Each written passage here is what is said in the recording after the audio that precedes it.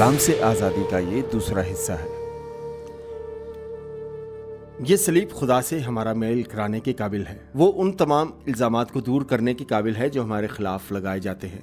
ये वो बेड़ियां हैं जिनसे शैतान हमें अपने कब्जा में रखने के लिए इस्तेमाल करता है। इलावा अज़ीम खुदा ने हमें मेल मिलाप के काम के लिए अपना नुमाइंदा बनाया है। ये वो खूबसूरत निजात है जिसे उसने सलीब के ज़रिए से तैयार किया। उसने ये हमें इसलिए सौंपी ताकि हम इसे दूसरों तक पहुंचाएं। दूसरा करंथियों के 5 बाब पौलुस रसूल फरमाते हैं, और सब चीज़ें खुदा की तरफ से हैं जिसने मसीह के वसीले से अपने साथ हमारा मेल मिलाप कर लिया और मेल मिलाप की खिदमत हमारे सुपुर्द की। मतलब ये कि खुदा ने मसीह में होकर अपने साथ दुनिया का मेल मिलाप कर लिया और उनकी तफसीरों को उनके ज़िम्मे ना लगाया, और इसने मेल मिलाप का पैगाम हमें सौंप दिया। यह है मुस्तरद होने पर गलबा पाना।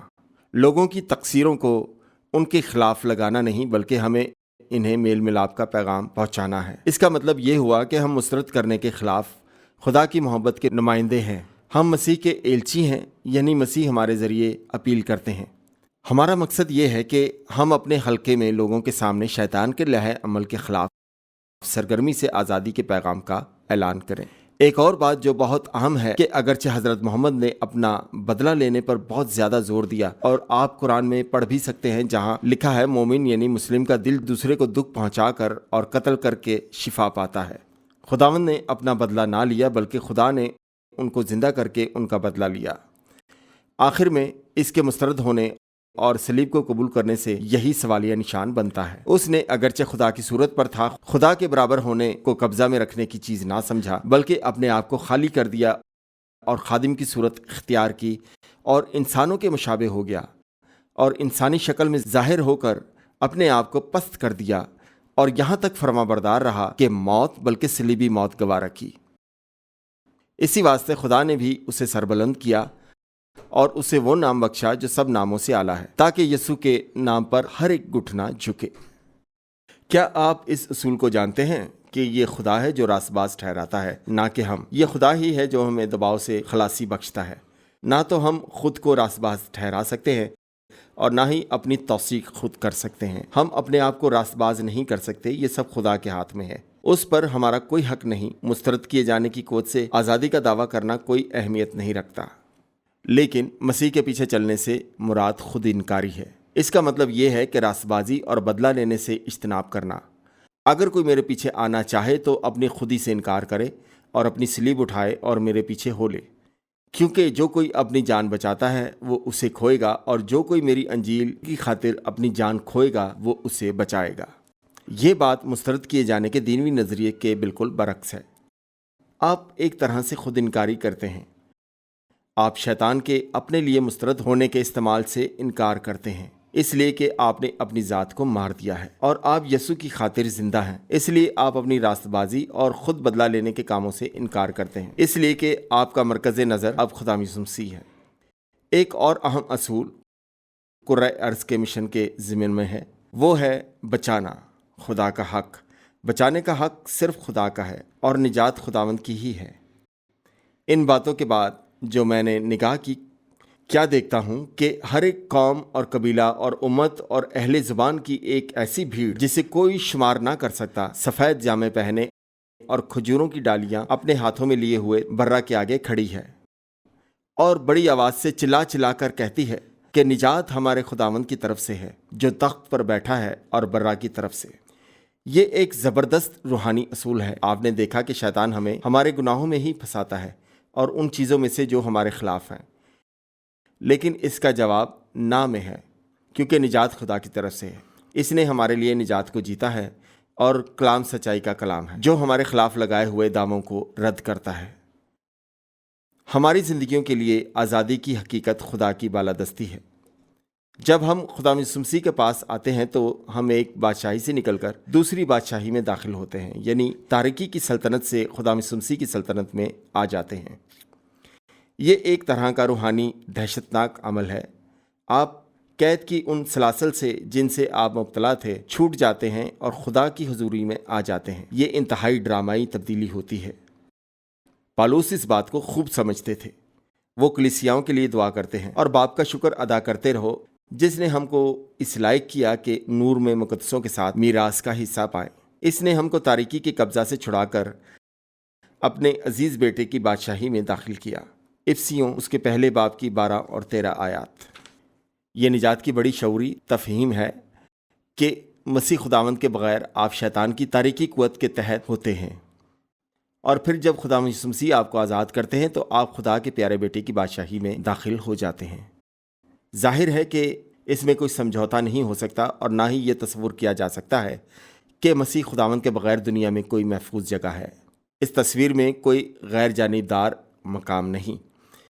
یا تو آپ شیطان کی قید میں ہیں یا پھر خدا کے بیٹے کی بادشاہی میں۔ غیر جانبدار کے ماٹھ کی کوئی جگہ نہیں یا کوئی اور مقام۔ ہم کسی بھی غیر جانبدار جگہ نہیں رک سکتے۔ اگر آپ شیطان کی قوت کے تابع نہیں تو آپ نور کی بادشاہی میں ہیں۔ اس بات کا آپ کو احساس ہونا چاہیے۔ اسے آپ تفریح کے طور پر نہیں لے سکتے۔ آپ کو خدا یسوع مسیح کے تابع ہونا پڑے گا۔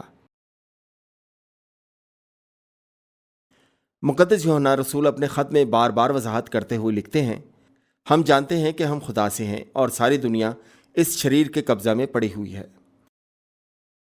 اس کا کیا مطلب ہے کہ ساری دنیا شریر کے قبضہ میں ہے؟ یہ شیطان کی حکومت اور دنیا کے گرنے کے متعلق بڑا سخت بیان ہے، لیکن مقدس رسول نے فرمایا کہ ہم خدا کے فرزند ہیں، اس لیے ہم دنیا سے الگ کیے گئے ہیں۔ اس لیے انسانی رنج و الم اس کے سیاسی اور معاشرتی لحاظ سے جانچا نہیں جاتا۔ یہ ایک روحانی حقیقت ہے۔ یہ انسان میں ایک شیطانی کام کا اظہار ہے۔ جب آپ مشن میں یعنی بشارت اور خوشخبری سنانے میں شامل ہوتے ہیں تو آپ لوگوں کو شیطان کی قوت سے چھڑا رہے ہوتے ہیں اور انہیں مسیح کی بادشاہی میں لا رہے ہوتے ہیں۔ کلام مقدس شیطان کی محدود مگر حقیقی طاقت کا ذکر کرتا ہے۔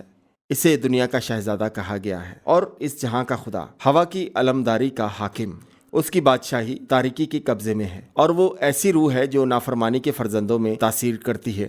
یہ اس جنگ میں ہم شامل ہیں کے متعلق سخت بیان ہے۔ ایک حقیقت ہے، خدا اور شیطان کے درمیان یہ جنگ جاری ہے۔ یہ عالمی اعتبار سے شیطان کی وہ بغاوت ہے جس کا کئی بار کتاب مقدس میں ذکر کیا گیا۔ یہ دو بادشاہتوں میں جھگڑا ہے۔ اس میں کسی کے لیے کسی غیر جانبدار مقام پر رکنا مشکل ہے۔ سوئٹزرلینڈ کی طرح کوئی چھپنے کی جگہ نہیں ہے۔ یہ مہم تو وسیع پیمانے پر ہو رہی ہے۔ اس کی فیصلہ کن فتح تو خداوند یسوع مسیح نے صلیب پر جیت لی ہے، اور اس کا آخری نتیجہ بھی کسی سے پنہاں نہیں۔ خداوند مسیح فتح مند ہیں اور رہیں گے۔ ہم چیلنج کرتے ہیں کہ اس جنگ میں مسیح خداوند کا ساتھ دیں اور اس کی فوج میں شامل رہیں۔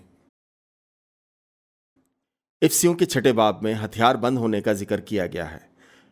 خداوند مسیح کے شاگرد اس زمانہ کی تاریکی کی قوتوں سے ہر روز نبرد آزما رہتے ہیں۔ خدا کے سب ہتھیار باندھ لو تاکہ تم ابلیس کے مقابلے میں قائم رہ سکو، کیونکہ ہمیں گوشت اور خون سے کشتی نہیں کرنا ہے، بلکہ حکومت والوں اور اختیار والوں اور اس دنیا کی تاریکی کے حاکموں اور شرارت کی ان روحانی فوجوں سے جو آسمانی مقابلوں میں ہیں۔ پولس رسول فرما رہے ہیں کہ آپ کی تگدو بدروحوں کے خلاف ہے، شیطان کے خلاف ہے۔ آسمانی مقاموں سے مراد ہے کہ شیطان اور بدروحیں آسمان کی فضاؤں میں رہتی ہیں، اس لیے وہ تاریکی کے اختیار والوں کے متعلق کہہ رہے ہیں جو شیطان کے اثر کے تحت تاریک دنیا میں ہیں، جن سے ہم جنگ کر رہے ہیں۔ یہ وہ حقیقت ہے، جب ہم مسیحی زندگی گزارنا چاہتے ہیں تو ہمیں ان کا سامنا کرنا پڑتا ہے۔ ایک دفعہ اس میں ظاہری چیلنج ہے کہ مسیح ہونے سے کیا مراد ہے۔ بشارت لوگوں کو خدا کی بادشاہی یعنی مسیح خداوند کی بادشاہی میں آنے کی دعوت ہے۔ آپ دشمن کے علاقہ میں جاتے ہیں تاکہ آپ ایک شخص کو باہر نکالیں اور انہیں خداوند مسیح کے علاقے کے لیے دعوت دیتے ہیں۔ اس تاریخی کے خلاف خداوند یسوع کی موت اور ان کی قیامت ہی ہمارا اختیار ہے۔ اس کے خلاف انہی 2 باتوں پر ہمارا قوت کا انحصار ہے۔ وہ اس بات کی مکمل وضاحت ہے کہ ہمیں ان شیطانی قوتوں اور تاریک دنیا کے خلاف مضبوطی سے قائم رہنے کا حق ہے۔ جہاں جنگ ہو رہی ہے اور اس میں قومیں، کمیونٹیز، افراد اور سوسائٹیز شامل ہیں۔ ایران کے لوگوں کے دل اور روح کے خلاف مزاحمت ہو رہی ہے۔ کینیڈا میں بھی روح و جان کی جنگ جاری ہے۔ ریاست ہے امریکہ بھی اسی میں شامل ہے۔ البرٹا بھی الگ نہیں۔ کلیسیا اور لوگوں کی ہر ایک جماعت بھی اس میں شامل ہے۔ یہ حقیقی جنگ ہے اور سب کو متاثر کرتی ہے۔ पौलुस रसूल का खिदमत पर मामूर होना, जो इन्हें एक मुबशर के तौर पर दी गई, उसकी वजाहत आमाल के 26 बाब में की गई है। ये खिदमत इसलिए दी गई ताकि लोगों को तारीकी से नूर में लाएं, शैतान की कुव्वत से निकालकर खुदा से शनासा कराएं। पौलुस रसूल को यही करने के लिए कहा गया कि लोगों को तारीकी से नूर में लाए और शैतान से अलग करके खुदा से मिलाए। ये एक मिसाल है कि पौलुस रसूल ने अपने काम को कैसे देखा और लिया। वो एक अजीम मिशनरी और कलीसिया कायम करने वाले थे। ये था जो वो कर रहे हैं। वो मुंतकिल करने वाले एजेंट थे।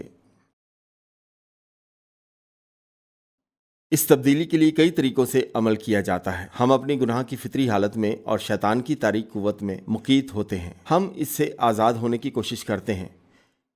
खुदावंद मसीह ने हमारी खताओं को अपने ऊपर लेकर गुनाह की जंजीर को तोड़ दिया और शैतान को शिकस्त दी और बदरूहों के चुंगल से आज़ाद किया है, जो हमारे गुनाहों के सबब हम पर गालिब थीं। हम शैतानों की कुव्वतों के ज़ेरे असर थे और कई बंदिशों में जकड़े थे, लेकिन खुदावंद यीशु ने आकर उन गुनाह की बेड़ियों को तोड़ा और हमारी लानतों को दूर किया और उन तारीकी की कुव्वतों को जो हमारे खिलाफ नबरदाज़मा थीं शिकस्त दी और हमें आज़ाद किया। मेरी जंजीरें टूट गई हैं और अब मैं आज़ाद हूँ। अब मैं खुदा के नूर से मामूर हूँ। एक मसीही गीत के बोल, हज़ारों ज़ुबानें तमजीद करें। ये इस मतन का सही मतलब है कि हम खुदावंद यीशु मसीह की बदौलत आज़ाद हुए हैं। यहाँ दूसरा हिस्सा इख्तिताम को पहुँचा।